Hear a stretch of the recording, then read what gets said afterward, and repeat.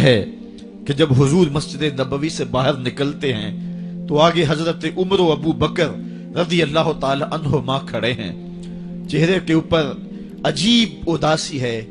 کہا عمر ابو بکر اس وقت کیوں کھڑے ہو؟ عرض کی حضور بھوک نے گھر میں ٹکنے نہیں دیا، ہم نے چاہا حضور کا چہرہ دیکھ لیں تو کچھ پیاس بجھ جائے، کچھ بھوک مٹ جائے۔ حضور نے فرمایا میرا حال بھی یہی ہے، جس چیز نے تجھے گھروں سے نکالا ہے وہی چیز مجھے گھر سے نکال لائی ہے۔ چلتے ہوئے حضرت ابو ایوب انصاری کے گھر کے قریب سے گزرے،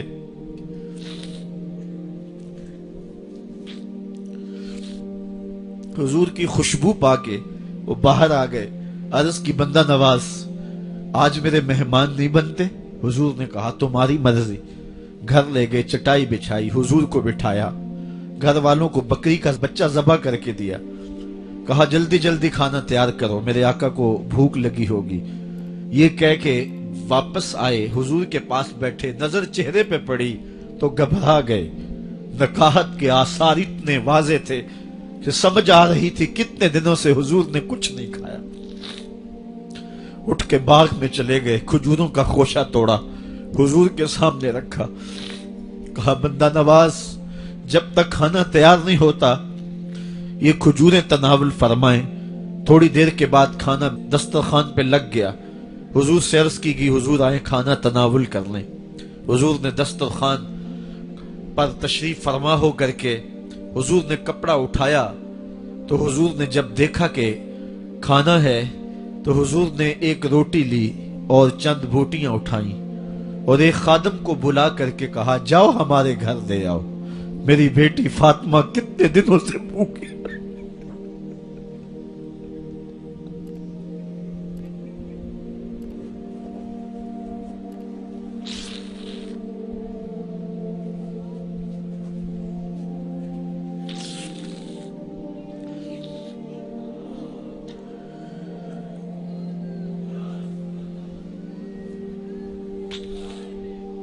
کہا جاؤ ہمارے گھر دے آؤ، میری فاطمہ کتنے دنوں سے بھوکی بیٹھی ہوئی ہے۔ مال کے کونین ہیں گو پاس کچھ رکھتے نہیں، دو جہاں کی نعمتیں ہیں ان کے خالی ہاتھ میں۔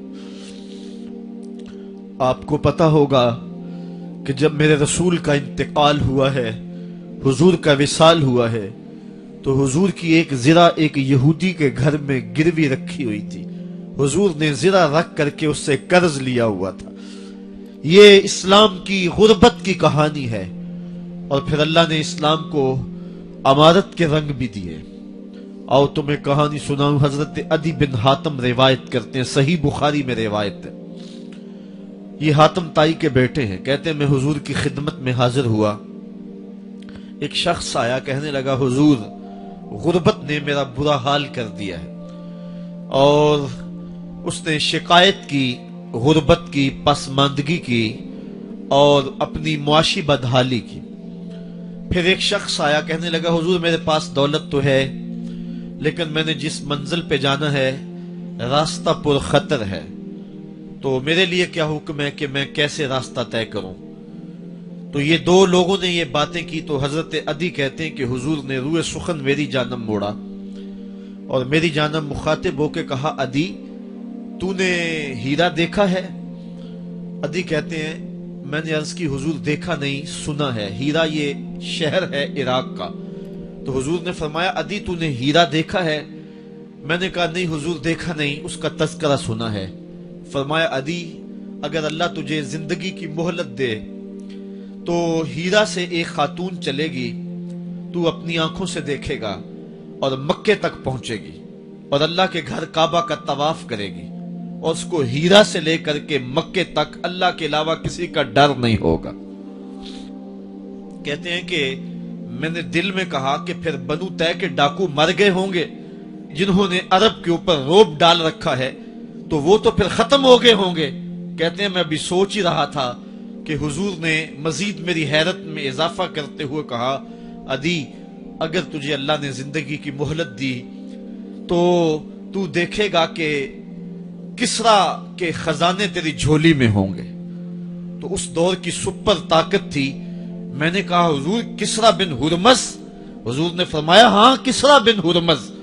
کہتے ہیں کہ حضور نے پھر فرمایا دی اگر تو زندگی پائی تو تو وہ دن بھی دیکھے گا کہ ایک شخص زکوٰۃ کی رقم لے کر کے، زکوٰۃ کی چاندی لے کر کے، زکوٰۃ کا سونا لے کر کے نکلے گا اور اس کو کوئی زکوٰۃ کا مستحق ہی نہیں ملے گا.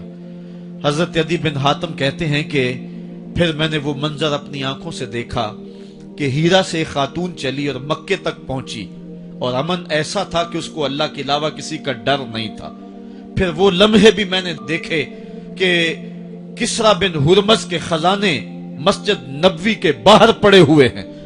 تو کہتے ہیں تیسری چیز میں دیکھ نہ سکا اور میں نے لوگوں کو کہا کہ یہ میں تو نہیں دیکھ سکا، میری شاید زندگی وفا نہ کرے، اور اگر تمہاری زندگی وفا کرے تو تم دیکھنا میرے آقا نے جو فرمایا تو 2 باتیں تو پوری ہو گئی ہیں اور تیسری بات تم دیکھ لو گے.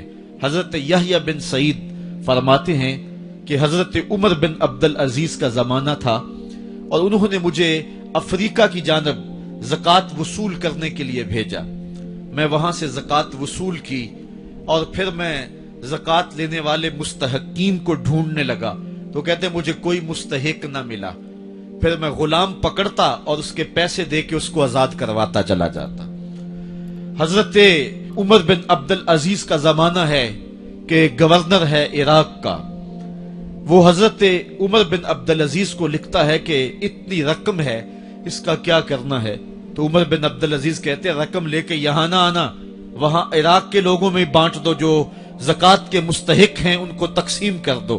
تو گورنر لکھتا ہے جو مستحق ہے ان کو دے دی، اب کوئی مستحق نہیں رہا تو میں کیا کروں؟ تو حضرت عمر بن عبدالعزیز کہتے ہیں جو مقروض ہیں ان کا قرض اتار دو. تو کہتے ہیں کہ ہاں قرض بھی میں نے اتار دیا ہے، رقم پھر بھی بچ رہی ہے، کیا کروں؟ تو حضرت عمر بن عبدالعزیز نے پھر لکھا جو شخص شادی کرنا چاہتے ہیں ان کا حق مہر ادا کر دو. میں نے کہا کہ وہ بھی کر دیا ہے، رقم پھر بھی بچ گئی ہے، اب کیا کروں؟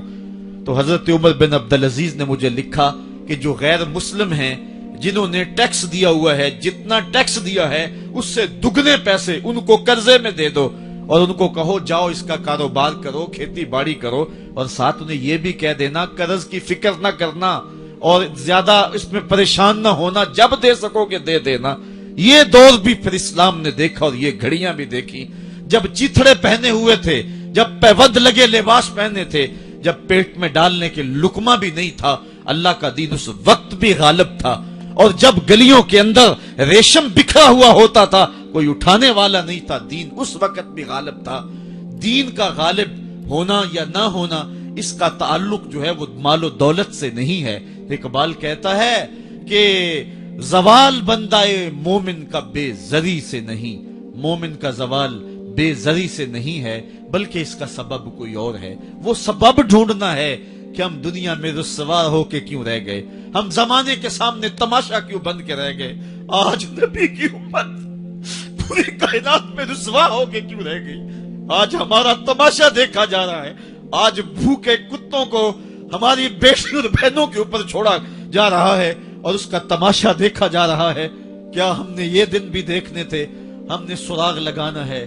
دولت کی قلت اور کثرت یہ ثانوی چیزیں ہیں. ہم نے تاریخ میں دیکھا ہے ہم کبھی مالی طور پہ کمزور تھے، رسوا نہیں ہوئے ہیں. مال زیادہ ہو گیا، رسوا نہیں ہوئے ہیں.